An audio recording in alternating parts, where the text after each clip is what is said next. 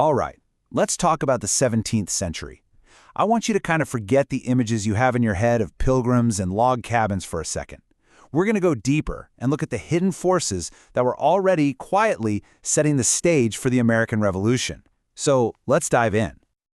First things first, we need to get our heads into a world that is just completely alien to ours. Try to imagine a world where the only real clock is the sun moving across the sky, and the only engine you have is the strength in your own body.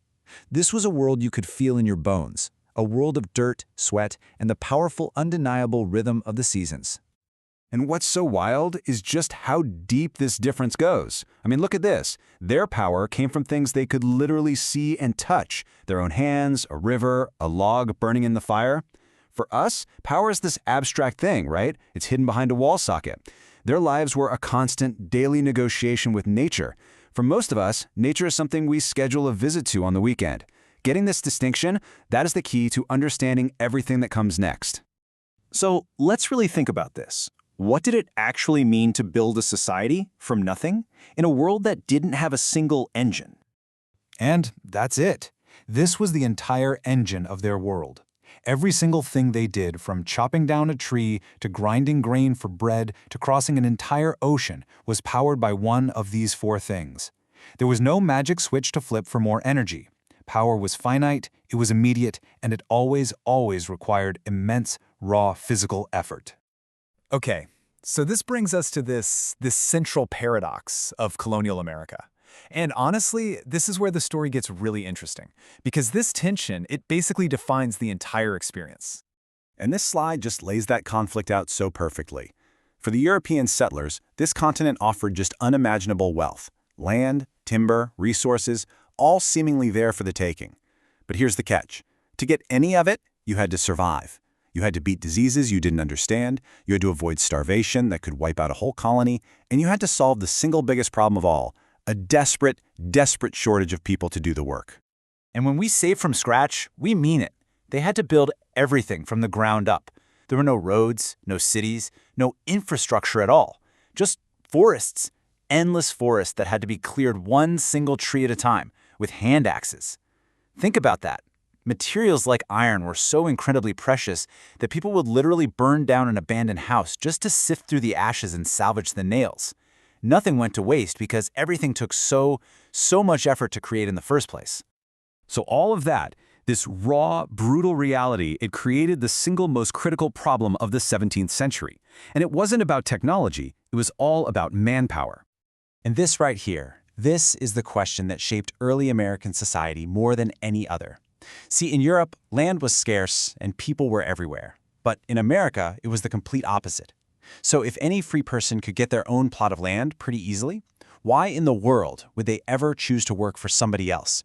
This simple economic puzzle had some really profound and ultimately tragic consequences. So here's how they tried to solve this problem, and it happened in stages. At first, the idea was indentured servitude. Poor Europeans would basically trade a few years of their life, their labor, for a ticket to the New World. But then came tobacco. This crop was like printing money, and it created this bottomless hunger for a massive, permanent, and cheap workforce. And that hunger for profit led the colonists down a very dark path, to a system of racialized chattel slavery. This was a brutal system where people, specifically Africans, were legally defined as property, as chattel, for life, and so were their children. This became the bedrock of the economy, especially in the southern colony. You see, these economic choices, they weren't just about money. They didn't happen in a vacuum. They literally carved out the two very different American societies that were already taking shape by the end of the 1600s. The small farm, community-based world of the North and the large plantation, slave-based society of the South. And you can see those differences so clearly right here. Up in the north, in New England, with its rocky soil, you get smaller farms, usually worked by families. This leads to these tightly knit towns, often built around a church. But down south, in the Chesapeake area, that huge tobacco economy, built first on indenture and then on slavery, created a completely different world, a world of large, isolated plantations. These two paths, set way back in the 17th century, would go on to define American conflicts for the next 200 years. Of course, we have to remember, this continent was not empty. For the indigenous nations who had lived here for thousands of years, this century was an absolute, unparalleled catastrophe. European diseases like smallpox just tore through their populations. And at the same time, the relentless colonial hunger for land led to violent wars and the fracturing of entire cultures. So how does all of this slow, brutal, pre-industrial century, how does it set the stage for a revolution? Well, let's connect the dots. You have to imagine the world of 17th century America was a quiet world. There were no factories roaring, no engines, just the sound of the wind in the trees, a rushing river, the chop of an axe, and human voices. But underneath all that quiet, something really powerful was being forged, a mindset. The sheer abundance of the continent, combined with the economics of these cash crops, created a culture that saw relentless growth and turning nature into profit as, well, as its right. This mindset, that resources were there for the taking and that expansion was basically destiny, that idea would later clash directly with British attempts to control it. And that right there is the key takeaway.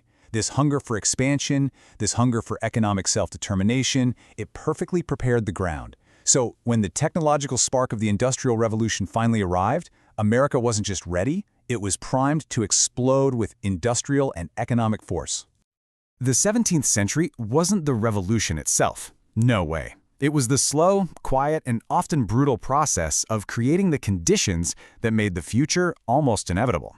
And it just reminds us that the seeds of massive change are often sown long before the first shouts are ever heard, which really makes you wonder, what quiet revolutions might be happening right now, laying the groundwork for a future we can't even see yet?